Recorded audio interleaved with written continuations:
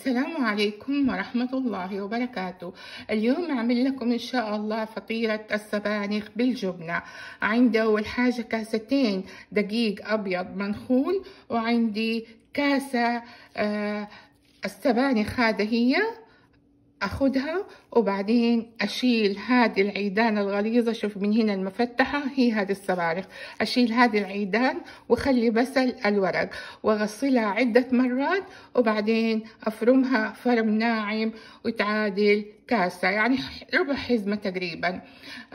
عندي كمان ملعقة بيكنج بودر وملعقتين زبدة وحبة بيضة وكاسة إلا ربع حليب سائل. الحشوة عندي ربع كاسة زيت نباتي، وعندي جبنة شيدر هذه العلبة اللي 110 جرام. طبعا هنا ما اقدر ابشرها عشانها طرية لينة ما تتبشر، بس تتفرد بالاصابع، او جبنة موزاريلا مبشورة حسب الرغبة وحسب الموجود، او اي جبنة تحبي. عندي صفار بيضة، ونبدأ على بركة الله. اجيب زبدية واحط أول حاجة بسم الله على بركة الله الدقيق الأبيض المنخول، وبعدين أحط الملعقة البيكنج بودر، وبعدين أقلبهم بالشوكة بهذا الشكل، وبعدين أحط السبانخ كمان، لأنه إذا ما حطيت ملح، إذا الجبنة ما هي مالحة ممكن تحطي ملح، ما دام الجبنة هنا فيها ملوحة فاكتفي بملوحة الجبنة. وأقلب الدقيق مع السبانخ، وبعدين أضيف الملعقتين الزبدة بسم الله، وأضيف حبة البيض، وأفرك الجميع أول بالشوكة أو بأصابع اليد. هنا ما تحتاج العجانة عشان السبانخ لا ينهرس ولا طلع مويته. بهذا الشكل أبدأ أفرك بأصابع يدي لغاية ما خلاص الدقيق الداخل في المكونات. بعدين أحط الحليب وأعجن وتكون عجينة طرية. بسم الله على بركة الله. هنا كاس إلا ربع حليب، إذا احتجت حليب أزيده، إذا ما احتجت خلاص، بس تكون العجينة إن شاء الله طرية.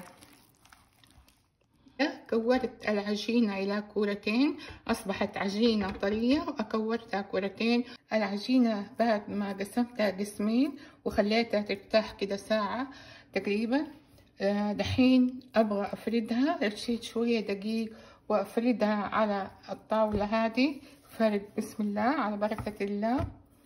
أخليها فرد خفيف علشان أحشيها بالجبنة. فردت العجينة اللي بالسبانخ على شكل مستطيل، وشوفي ما شاء الله بهذا السمك الخفيف. ولدت الجبنة، أجي بسم الله على بركة الله أقوم ألفها بهذا اللف، أحطها في الصينية، شوفي ما شاء الله. بعدين أحطها في الصينية علشان بعدين أدهنها بصفار البيض. عجينة السبانخ أجي أدهنها، فردتها خفيف، أجي أدهنها بالزيت، أدهنها بالزيت، وبعدين أرش عليها الجبنة شيدر أو الموزاريلا أو أي جبنة تحبي ترشيها كده. هنا هذه أرش الجبن الموزاريلا على كل الجهات حتى من الأطراف هنا، وبعدين ألفها رول. شوفي كيف هذا هو سمكها، هذا السمك سمك خفيف، وبعدين أبدأ ألفها رول لغاية ما أنتهي من، وبعدين أحطها في الصينية وأدهنها بصفار البيض. أدهنها بصفار البيض وأدخلها على فرن متوسط الحرارة يحمر من تحت ومن فوق، ونشوف كيف تقديمها. فطيرة السبانخ بالجبنة انتهت والحمد لله. حمرت من فوق ومن تحت بهذه التحميرة ما شاء الله، وبهذا الشكل، وقطعتها إلى حلقات، وما شاء الله شوفي كيف الجبنة سايحة منها، ولا الجبنة الشيدر، شوفي ما شاء الله كيف الجبنة نادرة منها ولذيذة جدا. وإن شاء الله تنال رضاكم وبالعافية علينا وعليكم.